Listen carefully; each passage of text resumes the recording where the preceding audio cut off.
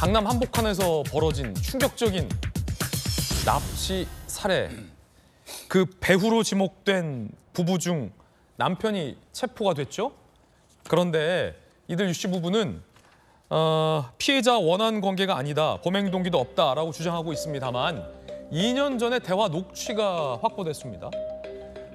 중앙일보 보도에 따르면 유 씨 부부 코인 투자자 대화 녹음 파일.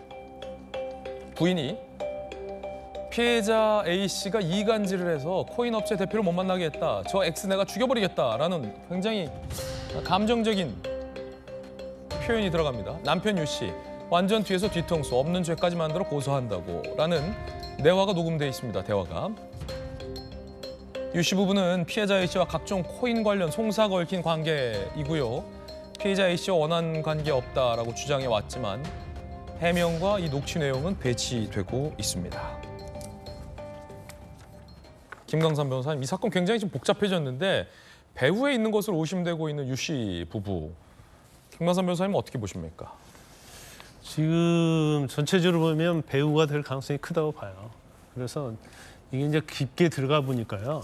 이게 그 가상화폐와 관련된 다단계 이런 거와 좀 비슷한 것 같아요. 그래서 저희가 이제 가상화폐와 관련된 사기 사건 이런 것들을 많이 해봤는데 약간 그런 전형적인 경우죠. 그렇습니까? 마치 이제 홍콩에 어떤 가상화폐가 있는데 그걸 초기에 세일을 한다. 그래서 투자자를 모집하는 거예요. 그래서 이게 상장이 되면 뭐 3배 간다, 10배 간다, 20배 간다 하는 거예요. 그래서 투자를 모집해서 이 초기에 가상화폐를 나눠주는 거죠. 그래서 상장되는 경우가 있고 안 되는 경우가 있어요. 그럼 상장 안 되면 먹튀하는 거고요.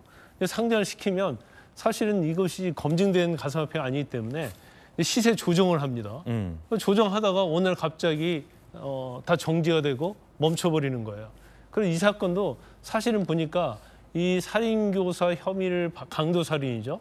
혐의를 받고 있는 유 씨 부부하고 지금 사망한 피해자, 살해당한 피해자 A 씨 이런 사람들이 다 얽혀 있는 거예요. 그래서 오래전부터 몇 년 전부터 이제 같이 그런 사업을 해오다가 이제 손해를 보니까 이제 서로 니 탓이라고 손가락질을 하면서 사실은 이 유 씨 부부가 전에도 이제 호텔에서 살해당한 이 피해자 여자를 불렀어요. 그래갖고 감금하고 뭐 그런 혐의로 또 피소됐고 또서 9억 원 정도로 뭐 손해배상 소송도 있고 그래서 약간 이제 다단계 그러한 스타일의 냄새가 나는 거예요. 그래서 사실 이제 사망한 피해자도 가상화폐 회사가 있는데 그 회사에 여동생이 대표로 있고 남편이 이사로 되어 있어요. 근데 남편이 지금 언론 보도에 보니까 지금 구치소에 있는 걸로 보입니다. 그래서 부인이 죽어서 형집행정지로 일단 나왔다고 하는 걸 보니까 이게 가상화폐와 관련된 다단계,